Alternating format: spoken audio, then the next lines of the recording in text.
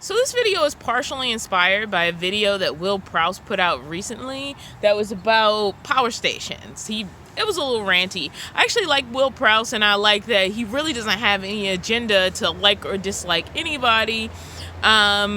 So he is very straightforward, very shoot from the hip about the good and the bad of things. I also think his expectations are like so high because of what he can create on his own that sometimes they don't match up with sort of the needs of like Joe or Jane who's just trying to get going. And I think he really misunderstands sort of the motivations behind the type of people that are sort of drawn to power stations. Also, I think he greatly misunderstands the difference between this and something like this.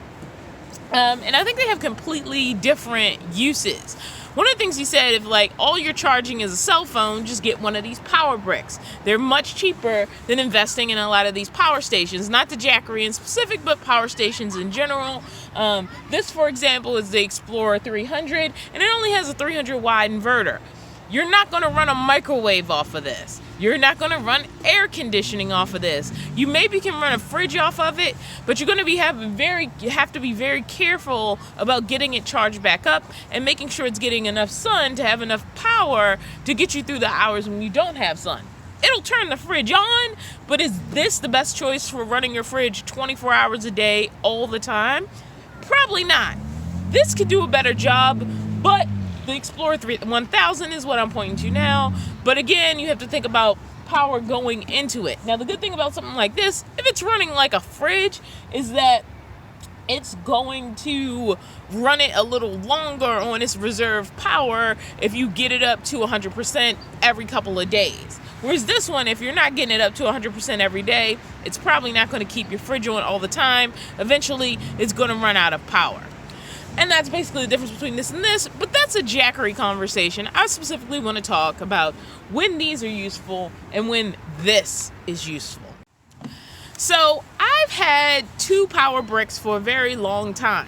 These two are slightly different. This one is completely USB. Both of these particular power bricks are by RAVPower. I have had different brands. These particular ones I really like, and I love this company. And this power brick especially has been through it. I mean, like, this one's been beat up and it still works just like it did out of the box. So this one is a completely USB power brick. It can be charged via USB. So I could charge this in my car while I'm driving, while I'm also driving my cell phone, and then I'd have my backup power and my cell phone when I get out the car to travel. Now, something like this is small enough to sit in a book bag. Now, while this is relatively easy to carry, and while this is possible to carry, this is going to fit in your pocket. Like, I can put this, here's my pocket. I can put that in my pocket with, like, other stuff in it. So something like this is really useful when you want something really tiny to stick in a backpack, a book bag, a beach bag. You just want something just in case your phone starts dying and you may be away from power long enough for that to happen. In car life and van life, especially those that are on a very tight budget, what you can do with one of these is charge it, make sure it's charged up during the day, and then this could be what keeps your cell phone on overnight. And really, I agree with Will. If all you have is a cell phone, great. Just use this. If you have like a cell phone, you cook on a propane stove, and like you're living out of a very small vehicle like an SUV or a car, and you don't really have a need for like power, you probably could get by with one of these. You could get solar lights, you could get battery operated string lights. I mean, there's a lot of things you could do to supplement some of the other things that we use power for. Lights is just something that popped into my head. You can even get USB fans. So you could even use something like this to run a USB fan. But the thing about something like this is it's not really good for running multiple items. And that's where something like this comes in, or even this, depending on your power needs.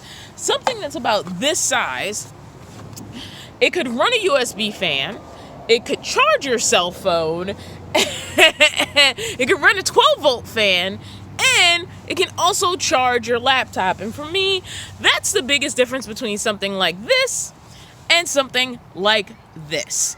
This is able to run multiple devices at once, and even something this tiny with a 300-watt inverter will do a lot for you, especially if you don't have a fridge. Now, I know, like, one of the main questions whenever I talk about Jackery is, well, could it run a fridge? And I'm like, yes, it'll turn it on, but you're asking the wrong question. Your question shouldn't be if this will turn the fridge on. Your question should be, how long can it run it?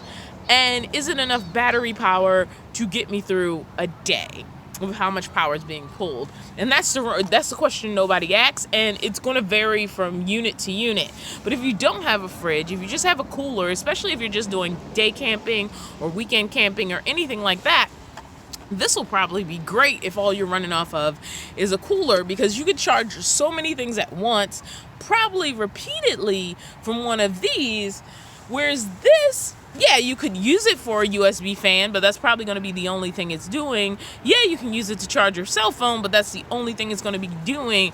Even though this has multiple ports, and technically you could plug up multiple things, it's just not well designed for a whole bunch of stuff pulling all at once, whereas something like this is much better designed for that.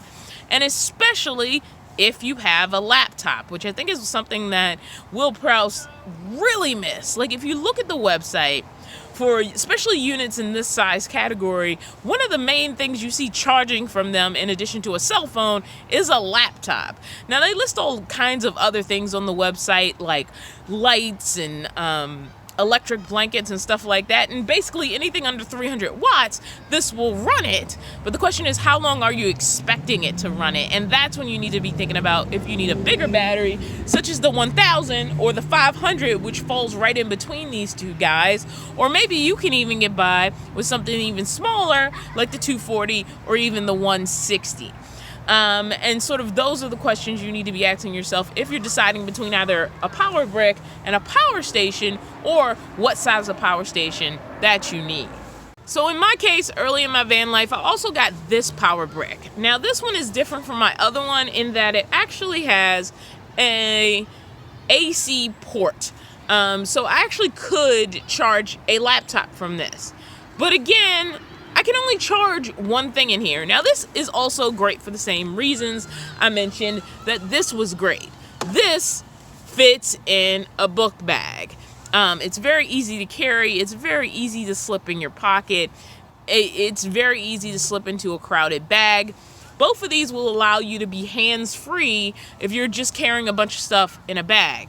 Now, there are a lot of solar charging units in about this size category, but for the most part, the solar panels on those don't do much. The thing about a solar panel is it needs to be, no matter the size, in order to pull its full potential, it needs to be sitting in sun perfectly the entire time it's trying to charge itself. So I had one of these bricks with a solar panel on it. Not only did it eventually break, but I also ended up charging it via the wall all the time anyway. So I think just getting one of the non-solar ones is better. But the point being, the big difference between this and this was that I could use it for a laptop or anything small. This can handle about 75 watts max, which isn't bad. You know, you could plug in a little small fan into here if you wanted to. So it's really nice for something like that. But again, it's a single thing.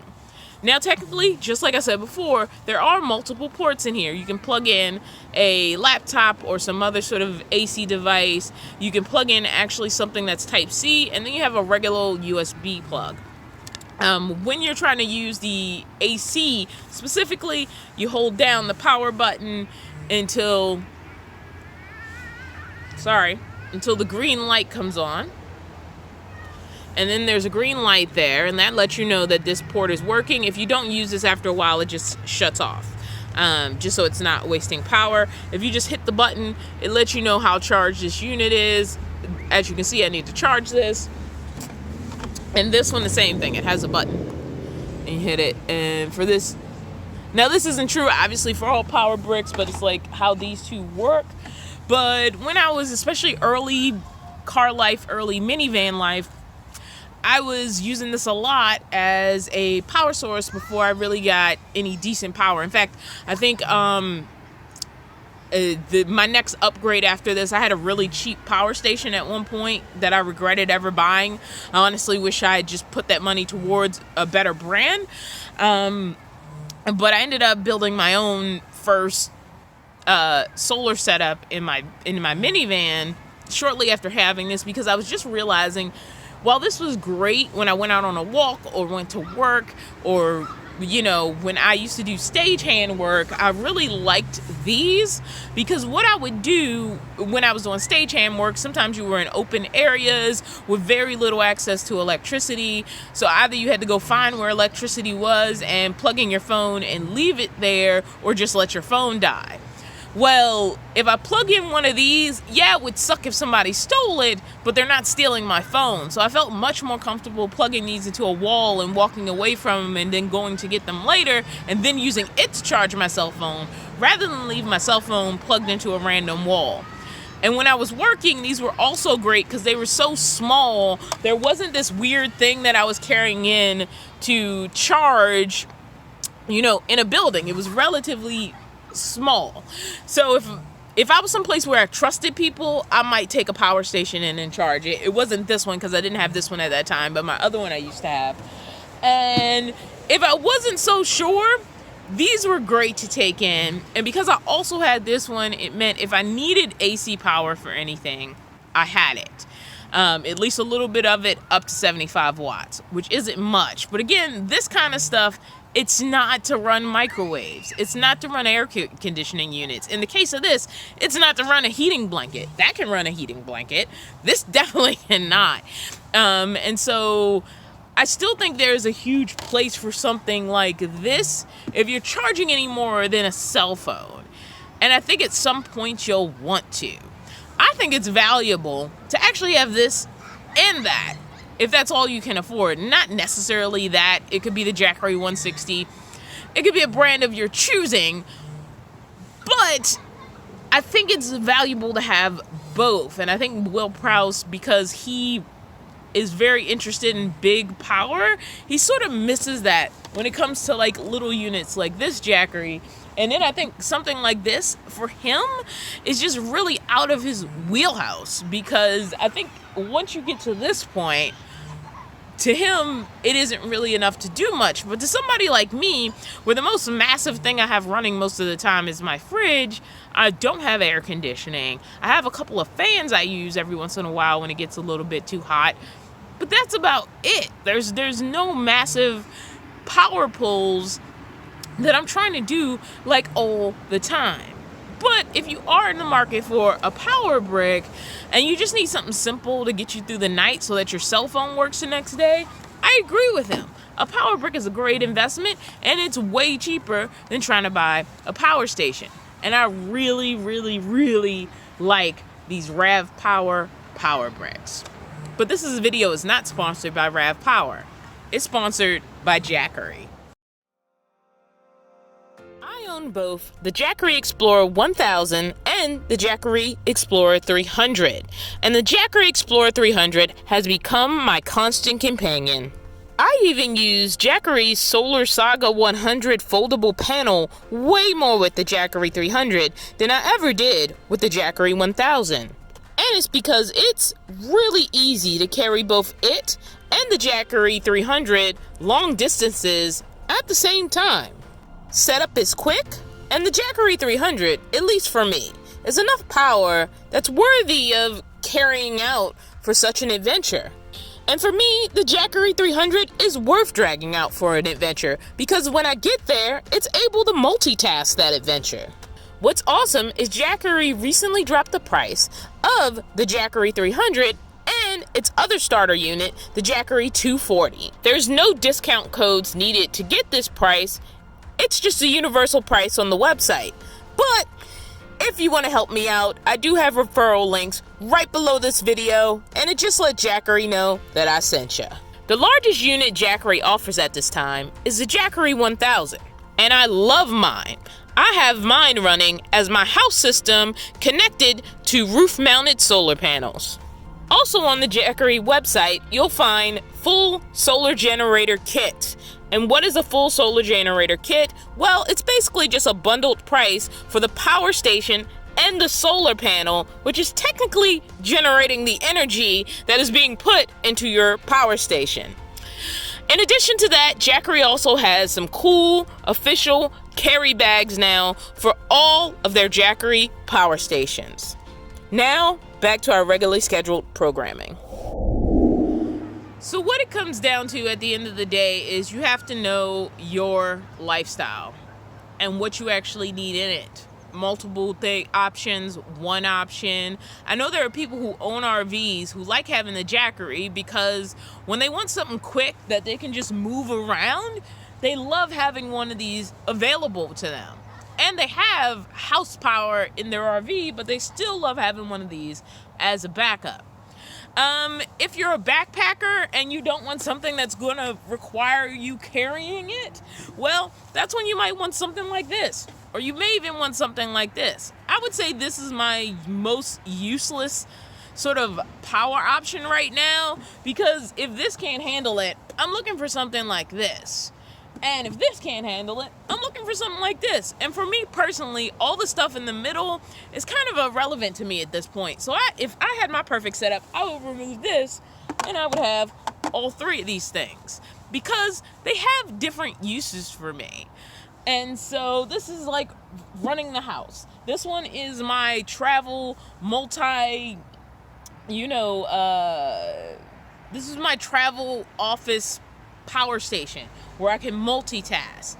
So like I can have a laptop charging while charging my drone batteries, while charging my cell phone, etc., plug in my little cheap action camera. All those things can be happening at the same time when I have one of these, and it's not so big and bulky that it's kind of a pain just to carry on its own, let alone with additional items. Whereas this one is, I just don't want my cell phone to die. I mean, that's the primary point of something like this. I don't want my cell phone to die. You can't really use it for much else. Yes, technically, you can use it for other things that run by USB, but especially things that have to be powered by USB, this just isn't the best choice for it. It's much better to like hook it up to something else. And usually like I have a USB lamp. Usually I want to use the USB lamp while I'm doing other office style tasks or other tasks where I want to multitask. So if I want to multitask, I kind of want this, not this. That's all I got to say on that subject. I'll see you in the next video. So what's up, guys? Editing Dawn here to remind you as usual about all those fun little things below this video window. There's a thumbs up button, there's a thumbs down button, there's a comment section, and all of these things, all these interactions with the YouTube algorithm really help the channel. So just take some time to check out that area down there. And if you're really interested in seeing more of my face, well, you can also hit that subscribe button.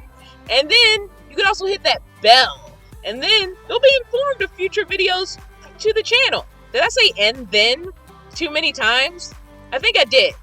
By the way, my cat Mickey also has a channel. So if you like cats, you might want to check that out as well.